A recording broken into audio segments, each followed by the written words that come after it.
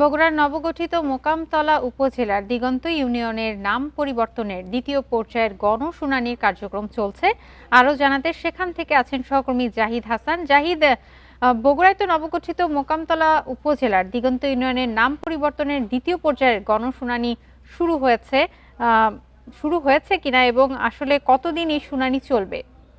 আপনারা জানেন যে কয়েক দিন ধরেই কিন্তু সারা বাংলাদেশে খুব আলোচনায় ছিল যে এই বগুড়ার শিবগঞ্জের যে ইউনিয়ন, তিনটি ইউনিয়ন, মিরবাড়ি, সীমান্ত এবং দিগন্ত ইউনিয়ন, প্রতি সপ্তাহে সর্বোচ্চবার বিকাশ পেমেন্টে 50 জন হবেন পেমেন্ট চ্যাম্পিয়ন। জিতে নিন টিভি সহ আকর্ষণীয় সব প্রাইজ।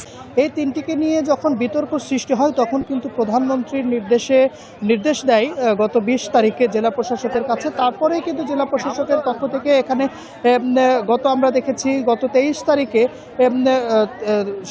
গণশুনানি করা হয়েছে এবং সেখানে জনগণের মধ্য থেকে মতামত নেওয়া হয়েছে। এবং আজকে দ্বিতীয় পর্যায়ে, অর্থাৎ আপনাকে যদি বলি যে দিগন্ত ইউনিয়নে কিন্তু গত 23 তারিখেও গণশুনানি হয়েছিল, কিন্তু এই এলাকার যারা সাধারণ মানুষগুলো ছিল তাদের এখান থেকে যাতায়াতের দূরত্ব থাকার কারণে এবং এই এলাকার মানুষের যে দাবি ছিল এখানে আবারও নতুন করে গণশুনানি করা হোক, এবং সেই দাবির প্রেক্ষিতে তারা কিন্তু লিখিত একটা আবেদন করেন এবং সেই আবেদনের প্রেক্ষিতে আজকে কিন্তু সকাল 10টা থেকে গণশুনানির কার্যক্রমটি শুরু হয়েছে এবং আমরা যতটুকু জানি যে দুপুর 2টা পর্যন্ত এই গণশুনানির কার্যক্রম চলবে।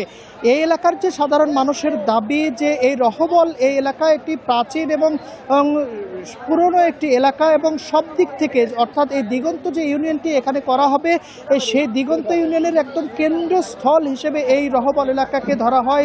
এখানে স্কুল, কলেজ, মাদ্রাসা, বাজার, হাট সহ সব মিলিয়ে কিন্তু একটি সুন্দর একটি পরিবেশ এবং একদম